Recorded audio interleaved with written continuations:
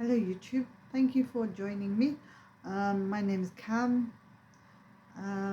So my goal is to say I'm saving to be financially free. I'm 52 years old, so within the next 8 months I want to be paying off my £100,000 mortgage.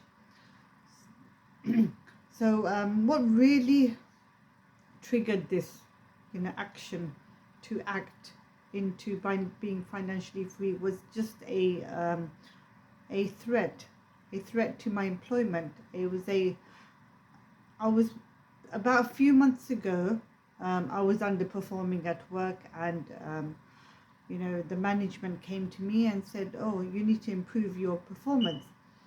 And they say if you don't improve, then we may have to withdraw your employment contract. And obviously I was just, then I'd have to look for another job, and I already enjoy this job, so I didn't want to face that. I'm okay now, much better now. My performance has improved and it's a lot better. But I was afraid. I was afraid of that ever happening to me. So then I got to think, what am I working for anyway? I'm working to pay my mortgage. I've got no other debts. I don't have credit card debts. It's really the mortgage. So I thought, why don't I just make a plan to pay it off?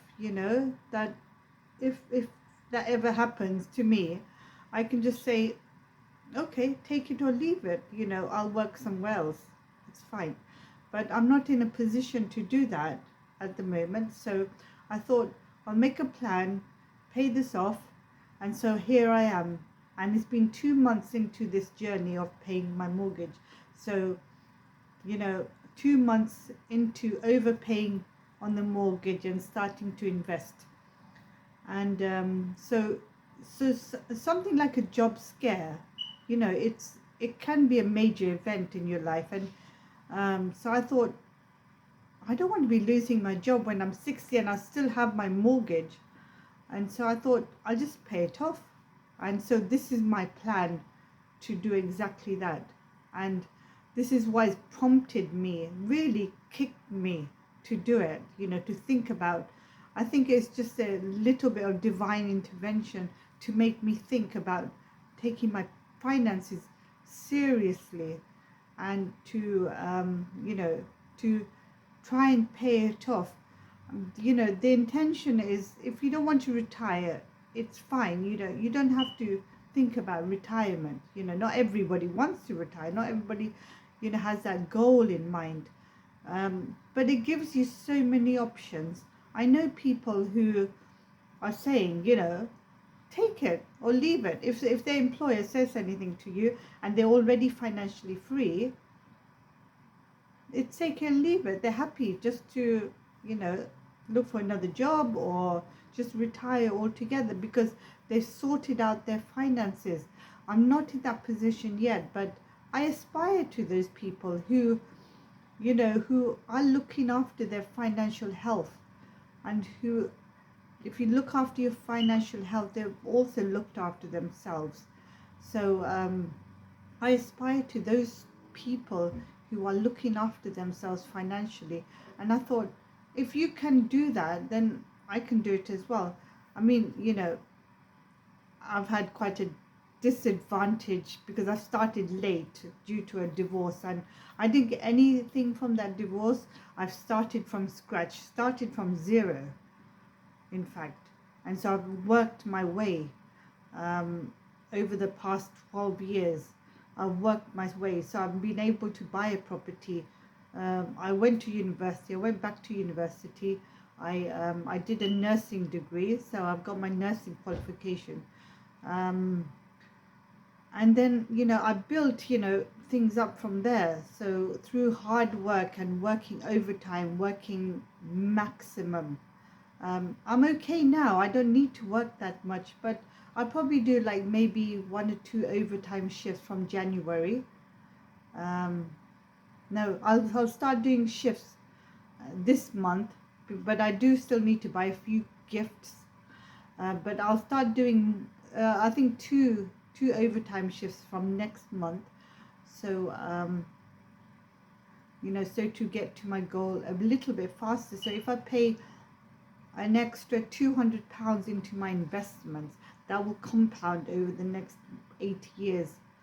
And it may even be 7 years. I haven't worked it out, yes, on the compound interest calculator, but I'm just mulling it over, because once you are in the habit of saving money, it gains traction, gains momentum, and then you start thinking, what else can I do to save money? What else can I do? So my plan is just to do a few extra overtime shifts.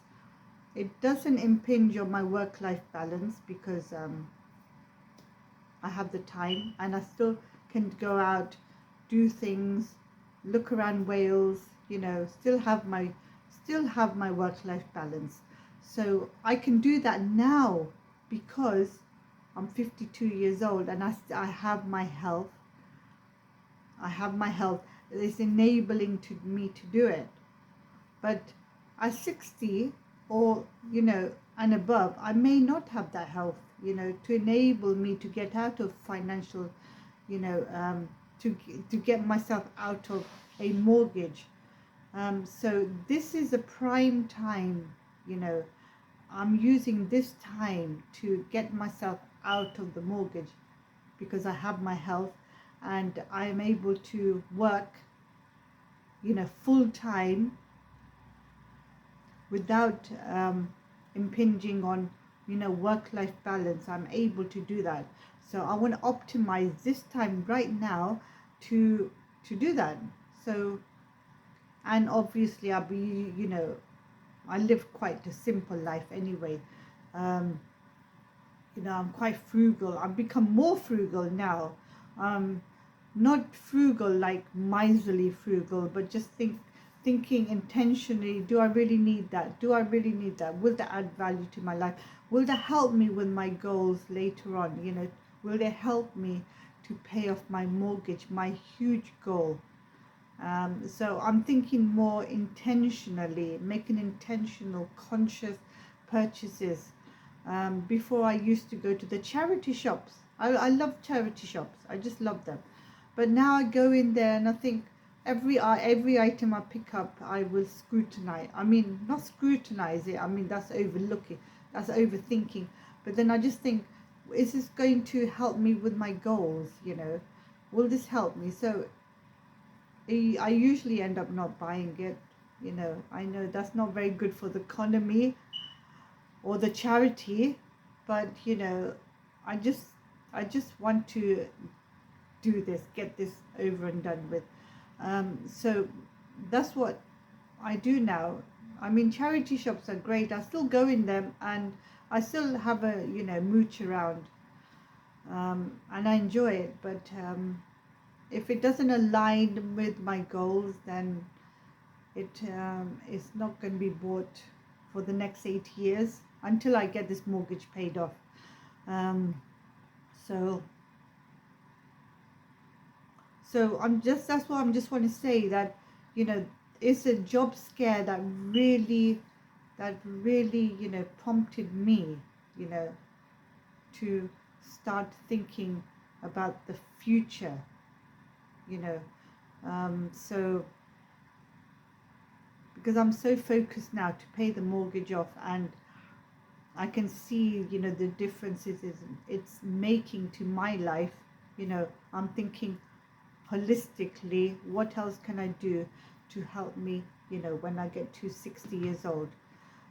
60 years old, it's not like 50, it's not like 40 or 30 years old where you still can take your health. You still have your health, but it's when you reach 60, you're worried about your health. You may not have it, and I've seen that as a nurse. People do start to decline. Well, I think everybody knows that your health does decline, and you can't take it for granted anymore. So use your 50s to prepare for your 60s and 70s and beyond. Thank you.